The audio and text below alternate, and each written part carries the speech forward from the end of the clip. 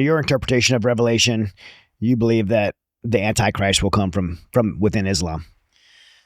So, yes. Now, there are really two primary major candidates throughout all of Christian history. In the early church, they believed it was Rome. Now, of course, that was pagan Rome before Rome converted to Catholicism, Christianity. And I would say that the identification of Rome as the final location or system from which the Antichrist, his empire, his religion would come from. I would say that's actually the greatest example in church history of what we call newspaper exegesis. Newspaper exegesis is when, and it's a very natural thing, you read the Bible, you read about the end times, you naturally read your experiences into the pages of the Bible. We all have a tendency to do it. The early church was living under the shadow of this persecuting pagan empire, and they naturally said, this must be the beast. Then, of course, Constantine and the whole Roman Empire becomes Christian. You start reading among some of the early church writers, people like Andrew of Caesarea. They say, Rome has fallen. I don't think this identification that was popular in the early church for few hundred years, the first few hundred years of the church, they go, I don't think it is Rome.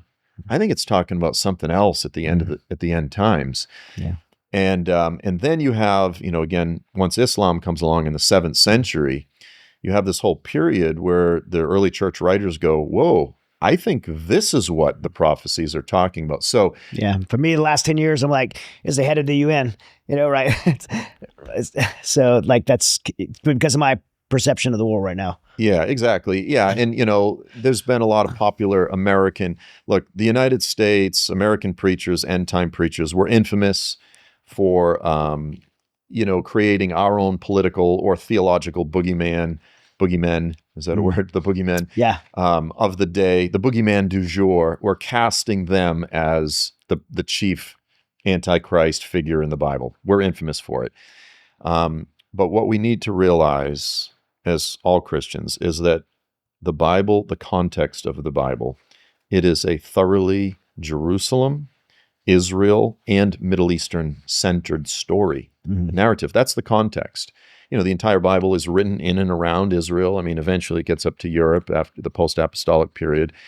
And all of the great sort of battles, if you will, in the last days center around Jerusalem. That is the context. So we need to realize the Bible is not about America. It's not about the United States. We think the world kind of revolves around us, but that, and therefore God's world should sort of revolve around us as well. But it's simply not the case. So with that said, understanding the context of what the Bible is talking about in the last days, Israel is the center, the geopolitical center of controversy in the last days. And, look, I've been talking about this for 30 years. And here we are right now at the center of the national discussion is the issue of Israel and geopolitics. And does Israel control the United States? And is the war in Iran all just the United States being a pawn of the Zionists and this sort of thing? The controversy of Zion is what it's referred to in the book of Isaiah. The controversy of Zion in Isaiah 34, it's like a tropical storm off the coast of, out in the Gulf of America. And, first it's some tropical storm Irma or something. And 2 weeks later, it's engulfing the entire East Coast. It's engulfing the whole, people are fleeing out of Houston. This is what the controversy of Zion is. It's like a magnet that slowly is pulling the entire world into its orbit. And half of the church today says, well, God's done with Israel. The church is the new Israel. The Lord destroyed, he sent the Roman troops, he destroyed Jerusalem in 70 AD and this type of thing. And I always say, if God is done with Israel, then Satan clearly has not received the memo. All you have to do is pay attention to where the primary angst and rage of Satan is directed, and it's Israel, and it's those who are standing with Israel that are becoming the primary targets in the United States national discussion, it is now front and center. And that is all according to, in my opinion, God's sovereign hand. Can you help? Because I've been really confused by this. Frankly, I think almost every pastor in America is either confused or terrified to speak about it, because everyone has such extreme versions. When the Bible talks about Israel, some people look at it as geographical Israel. Some people look at it as the Jewish people.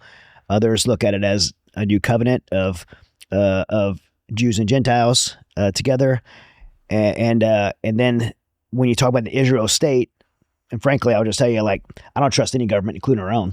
So I'm certainly not going to trust Netanyahu or any government. Governments are flawed. I mean, you're a historical figure. So I mean, we look at history and we know governments are flawed. So I don't blindly trust any government, and again, including our own. I'm not going to trust the Israel government. So when you say Israel and people say Israel, what's the difference between a historical biblical version of Israel and the modern Israel as you see it? This is 2,000 years. It's really the only difference. Mm-hmm. You've got a lot of people, it's become a cliche. They'll say, I don't believe the modern state of Israel has anything to do with biblical Israel. Mm-hmm. I go, well, in the first century, Israel was not a kingdom. It was just under Roman control. I guess it was a province or, sort of a vassal state of Rome, controlled by Rome. But you had Israel, the people of Israel, in the land of Israel. It's no different than today. And there's tremendous controversy and confusion around this issue today, as you said, in the church. Yeah. Pastors are afraid to touch it. Most often, this is because of, I would say, the modern Western American mind is losing the ability to think with any measure of nuance. Mm-hmm. It's, well, is it this or this? And I go, why do you have to take these why do you have to force every issue into an extreme dichotomy, this or this? Why can't it mostly be this, but a little bit of this? And that's, quite frankly, a very biblical mindset. That's a very Pauline, the Apostle Paul mindset. He's very, on the other hand, to quote Tevye from the Fiddler on the Roof, but on the other hand, Lord, but on the other hand. And that's a very sort of Jewish mindset. And so the issue of Israel, really what it boils down to is the very foundation of the entire story of redemption. The entire biblical narrative starts in so many ways with God making a covenant promise. He calls Abram, turns him into Abraham, turns him into a family. And he makes a covenant promise, and he says, I'm going to give you and your descendants, your children, this piece of property forever. Mm-hmm. And then he has Abraham cut a cow in half, a ram, a goat, a couple birds. And this was a very common ancient Near Eastern covenant practice. Mm-hmm. You cut the animals in half, you make a path in between the two. And God appears in the form of fire and smoke, a flaming torch and a smoking oven.